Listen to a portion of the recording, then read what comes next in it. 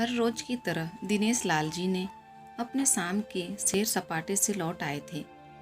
वह अपने जूते उतार ही रहे थे कि बहू ने पूछा, बाबूजी आज हम पार्टी में जा रहे हैं, हम वहीं से खाकर आएंगे। आज रात के खाने में क्या खाएंगे बताइए। दिनेश लाल जी सोचने लगे, आज रविवार तो नहीं है और ना ही किसी की शादी, जरूर किसी पार्टी में जा रहे होंगे। छोड़ो, मुझे क्या करना है इस उम्र में। अपने विचारों पर काबू करते हुए दिनेश लाल जी बोले, ऐसा करो बेटा, मेरे लिए 2 रोटियां बना दो, दूध के साथ रोटियां ही खाऊंगा। बहू तुरंत बोल उठी, बाबूजी सुबह ही जो रोटी बनाई थी उनमें से 2 रोटियां अभी भी बची हुई हैं। अगर आप बहू ने अपना वाक्य अधूरा ही रहने दिया, लेकिन दिनेश लाल जी अच्छी तरह समझ गए कि वह क्या कहना चाहती थी। सुबह की रोटियां खाई तो गैस हो जाएगा। सुबह भी बहू ने मसाले वाली सब्जी ही बनाई थी, जिसके चलते अभी तक खट्टी डकारें आ रही हैं। और इस उम्र में पेट को संभालना मतलब किसी बिगड़े हुए बच्चे को संभालने से भी ज्यादा कठिन काम।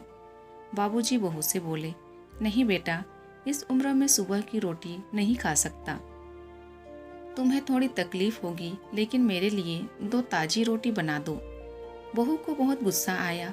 वो गुस्से में ही बड़बड़ाते हुए उठी, अब 2 रोटियां बनाओ या 10 काम तो उतना ही बढ़ेगा।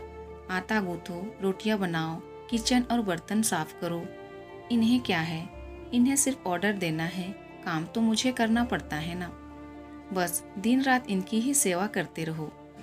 बहू के बोल दिनेश लाल के कानों पर पड़ रहे थे। हे भगवान, सिर्फ 2 रोटियां बनाने में इतनी तकलीफ, मैंने कोई 5 पकवान तो मांगे नहीं थे। उन्हें बहुत गुस्सा आ गया, लेकिन गुस्सा वहाँ किया जाता है जहाँ कोई सुनने वाला हो। उन्होंने अपना गुस्सा निगल लिया। अब तो उन्हें जितने जल्दी गुस्सा आता था, उससे जल्दी चला भी जाता था। दिनेश लाल जी को अपनी पत्नी की बहुत याद आई। निर्मला के जीते जी उन पर कभी बासी रोटी खाने की नौबत नहीं आई थी। उल्टा खाने में 10 चीजें और मिल जाती थी। खाने के साथ मीठा, पापड़, अचार, दही, छाछ, सलाद और पता नहीं क्या क्या। दिनेश जी को बहुत बुरा लग रहा था। रहने दो बहू, मैं सुबह की रोटी ही खा लूँगा। फिजूल में तुम्हें तकलीफ होगी, और वैसे भी तुम्हारे हाथों की रोटी बहुत मुलायम होती है, मुझे चलेगा। मेरी वजह से तुम लोगों को देर नहीं होनी चाहिए। बहू को तो सोने से पीला मिल गया। वह अपनी आवाज़ मीठी करते हुए बोली, बाबूजी आप चाय लेंगे क्या? दिनेश लाल जी ने अपने चाय पीने की इच्छा को दबाते हुए बोले, वैसे कोई खास इच्छा नहीं है चाय पीने की, मगर तुम अपने लिए बना रही हो तो मेरे लिए भी थोड़ी बना देना। हाँ बाबूजी, मैं अपने लिए बनाने वाली हूँ, आपके लिए भी बना देती हूँ, बोलकर बहू रसोई घर के अंदर चली गई।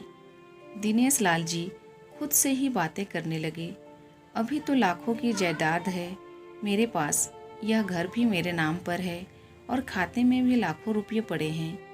कभी बेटा विषय निकालता है तो मैं बोलकर टाल देता हूँ कि मेरे बाद तेरा ही तो है सब कुछ, और फिर भी 1 कप चाय और 2 ताजी रोटियों के लिए तरसना पड़ता हो तो उन बूढ़ों का क्या होता होगा, जिनके पास संपत्ति के नाम पर सिवा पुरानी यादों के कुछ भी नहीं होता।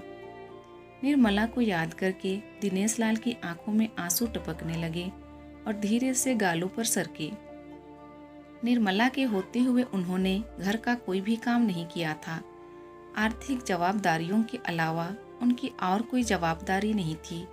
उनके व्यापार ने भी उन्हें अच्छा साथ दिया था।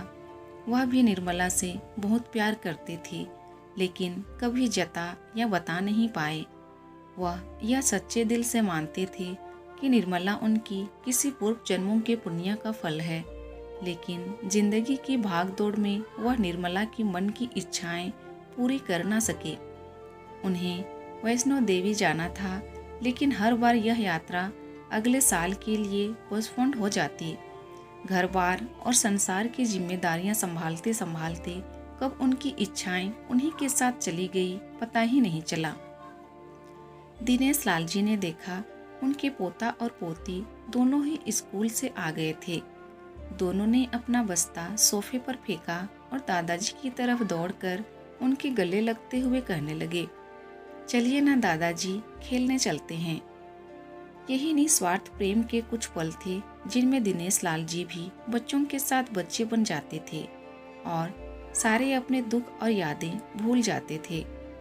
वह कुछ बोल पाते उससे पहले ही बहू ने कहा, चलो छोड़ो दादाजी को, हमें पार्टी में जाना है, जल्दी से आकर तैयार हो जाओ, पापा भी आते ही होंगे। दोनों ही बच्चे दादाजी को छोड़ मम्मी की तरफ भागे।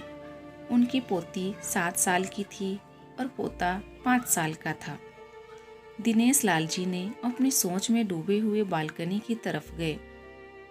बालकनी में धीमी ठंडी पवन में उनका स्वागत किया। बहू उनके लिए चाय बनाकर लेकर आई। बालकनी में रखी अपनी कुर्सी पर बैठकर दिनेश लाल जी घूट घूट करके चाय पी रहे थे। पी क्या रहे थे, निगल रहे थे, क्योंकि चाय के नाम पर सिर्फ कम शक्कर वाला गर्म पानी था, ना इलायची ना अदरक। दिनेश लाल जी मन ही मन सोचने लगे, बहू के जाने के बाद आज खुद अपने हाथों से चाय बनाऊंगा, इलायची अदरक और थोड़ी सी ज़्यादा शक्कर डालकर, और उसके साथ रोटियां खा लूंगा। रोटियों की याद आते ही उनका मुंह फिर खट्टा हो गया। चाय खत्म होने पर खाली कप लेकर वह किचन में रखने गए तो वहां देखा कि बहू और बच्चों का कप धोकर पड़ा था। उन्होंने भी अपना कप धोकर रख दिया और अपनी डायरी लेकर बालकनी में आ गए। बालकनी में बैठे बैठे उनकी नज़र सूखी हुई तुलसी के पौधे पर गई। उन्होंने एक लोटा पानी लाकर उसमें डाल दिया। कुछ मिनटों बाद ध्यान से देखने पर उन्हें पता चला कि सूखे हुए तुलसी के पौधे में नई कुपले जैसा मुस्कुरा रही हो। याद आया कि निर्मला हर सुबह तुलसी को पानी और शाम को दिया दिखा दी थी। अब तो शाम को ना तुलसी को ना ही भगवान के मंदिर में दिया जलता है। पता नहीं कितने संस्कार, इतनी अच्छी आदतें निर्मला अपने साथ ले गई थी। दिनेश लाल आसमान की तरफ देखकर बोले, शकुंतला, मुझे और इस घर को अभी तुम्हारी जरूरत थी। तुम क्यों हमें छोड़कर चली गई? तुमने मुझे धोखा दिया। तुमने हमेशा साथ रहने का वचन तोड़ दिया। तुम मुझे अकेला छोड़कर चली गई।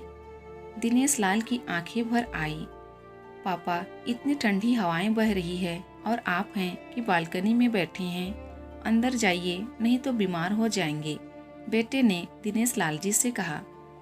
बेटा, बहू और पोता पोती सब तैयार होकर पार्टी के लिए निकल रहे थे। किसी ने झूठ मूठ ही मन रखने के लिए भी उनसे नहीं पूछा कि साथ चलिए। बाबा, आप खाना खाकर जल्दी सो जाइएगा, हमें आने में ज़रा देर हो जाएगी।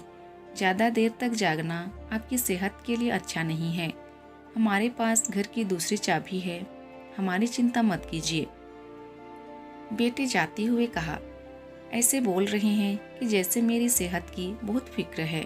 कितनों दिनों से बोल रहा हूँ, डॉक्टर के पास ले चलो, बीपी बढ़ा हुआ है, शुगर भी चेक करवाना है।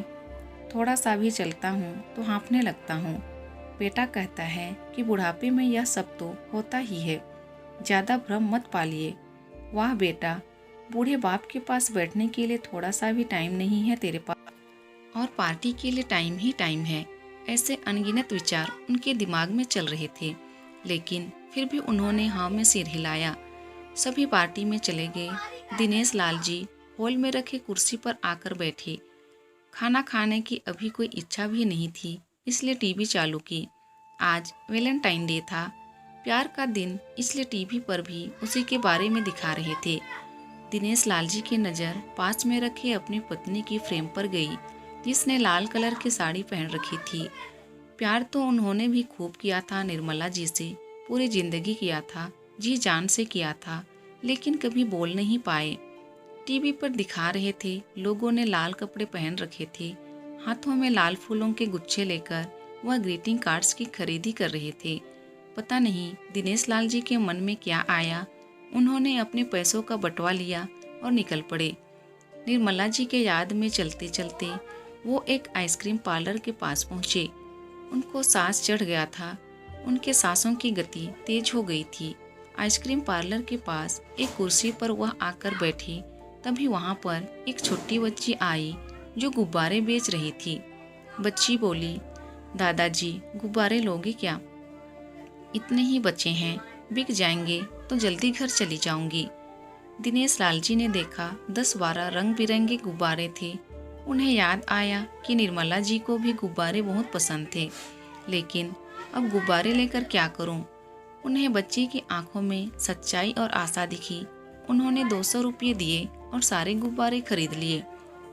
उन्हें फिर से निर्मला जी की याद आई, क्योंकि वह भी घर से निकलते समय हमेशा थोड़े एक्स्ट्रा पैसे लेकर निकलती थी और किसी न किसी ज़रूरतमंद की मदद किया करती थी।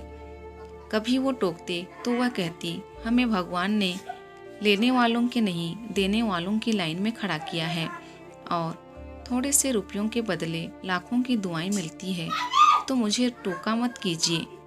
आंखों में आंसुओं के साथ दिनेश लाल जी खड़े हुए रास्ते के बीचों बीच आए। उन्होंने आसमान की तरफ देखा, अपने हाथों में पकड़े गुब्बारे आसमान में छोड़ दिए और चिल्लाकर बोले, निर्मला मैं तुमसे प्यार करता हूँ।